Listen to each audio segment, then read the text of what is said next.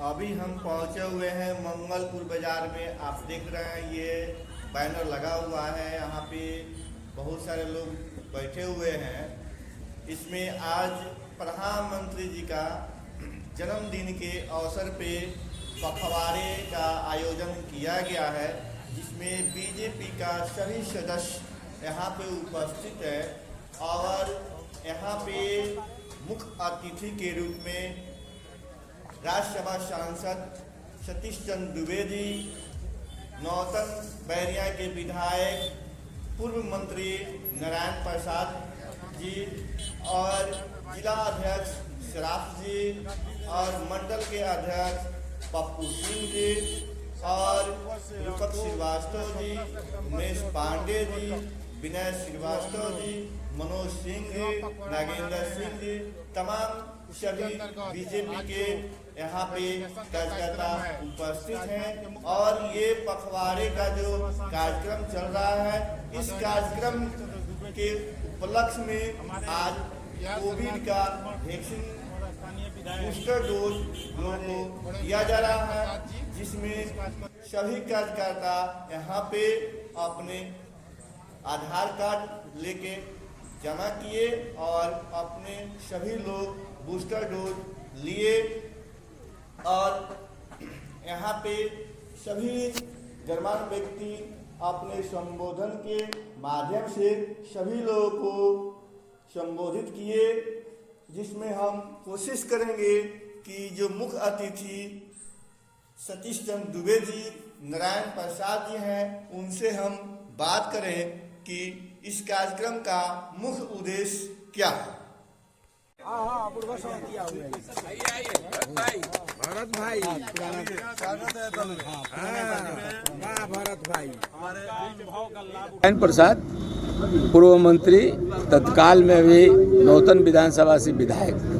आपके द्वारा जितना मंत्री जी थे उस समय जितना कार्य का शुरुआत किए थे, क्या लगभग पूरा हो सकता है? काम तो बहुत लिए थे, अभी तो आपको 4 काम दिखाई दे रहे हैं, अभी 40 काम और था जो आपको पश्चिमी चंपारण और पूर्वी चंपारण को हम पर्यटन की दिशा में 1 नंबर में ले जाना चाह रहे थे। जिस तरह हमारे माननीय मुख्यमंत्री नीतीश जी ने गया और राजगीर पर ध्यान दिया, उसी तरह हमारा ध्यान सीतामढ़ी से लेकर पश्चिमी चंपारण से, पूर्वी चंपारण से लेकर माँ का गोपालगंज तक का भी मेरा ध्यान था कि उधर तो पर्यटकों के लिए आने के लिए कुछ आकर्षण केंद्र है, इसको इस जिला को भी हम बनावें ताकि आकर्षण का केंद्र बने, पर्यटक यहाँ भी आए ताकि हमारे जितने भी कारोबारी हैं उनको कारोबार में फायदा और लाभ मिल सके। लेकिन दुर्भाग्य, हमने 107 योजनाएं पारित की थी। आज वो सारे योजनाओं को हमने 107 योजनाएं पारित की थी। आज वो सारे योजनाओं को हमने क्रियान्वयन करने के लिए एस्टिमेट बनवा दिया था, उसको फाइनल करना था।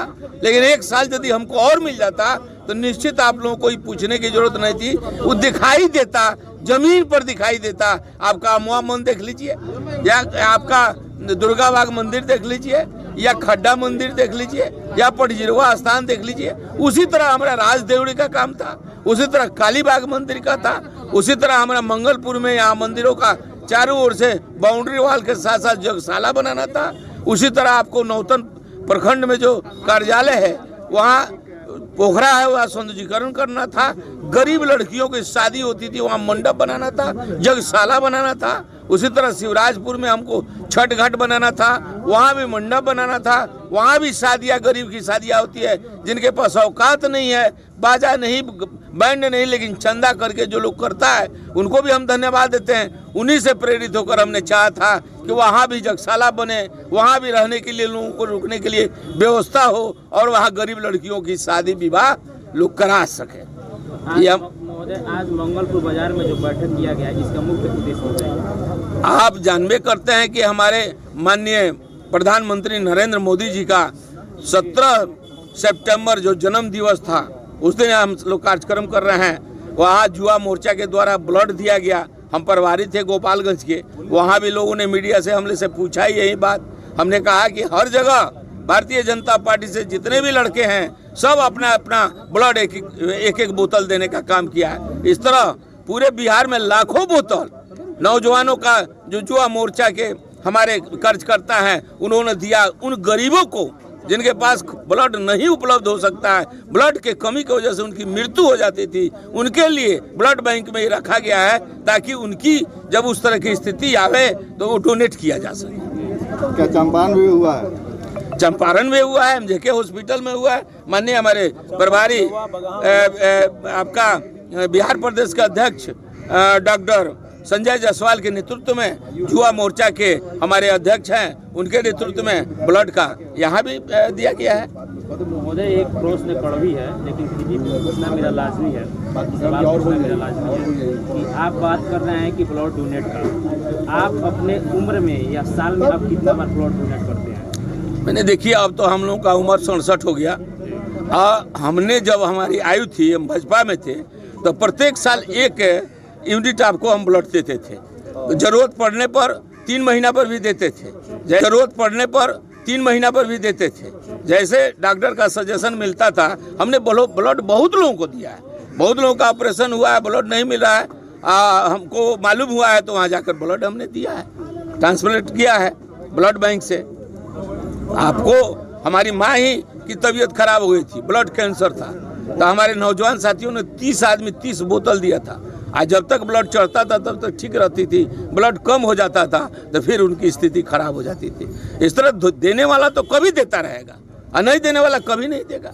समझने की बात है, ये तो सामाजिक काम है। सबको प्रेरित करके ऐसे लोगों को लाना चाहिए, ऐसे सहयोग करना चाहिए। जब मनुष्य के जीवन में आए हैं तो जनहित में भी काम करना चाहिए। अपने हित में तो बहुत लोग करते हैं, लेकिन जनहित में काम करना चाहिए। ये भारतीय जनता पार्टी की नीति है, अपनी सोच है, इसी पर भारतीय जनता पार्टी काम कर रही है।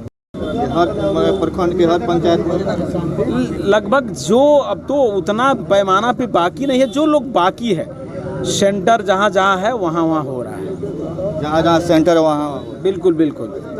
और कुछ बाकी सब ठीक ठाक चल रहा है। हम लोग अपने पार्टी के तहत कार्यक्रम कर रहे हैं। राहुल जी निकले हैं देश जोड़ने के लिए।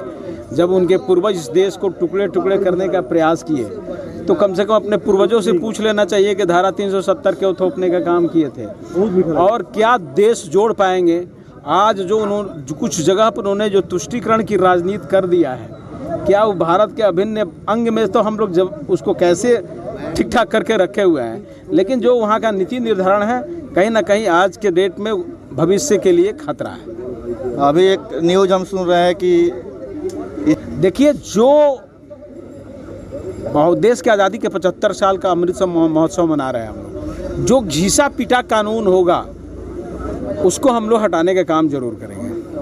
बिहार सरकार वो तो ऐसे मुख्यमंत्री जी हैं कि जिधर जाएंगे उधर कुर्सी उनका बरकरार होना चाहिए। जो घर को नहीं संभाला क्या वो पंचायत संभाल पाएगा? जो बिहार को नहीं संभाल पाया वो क्या देश को जाके संभाल पाएगा?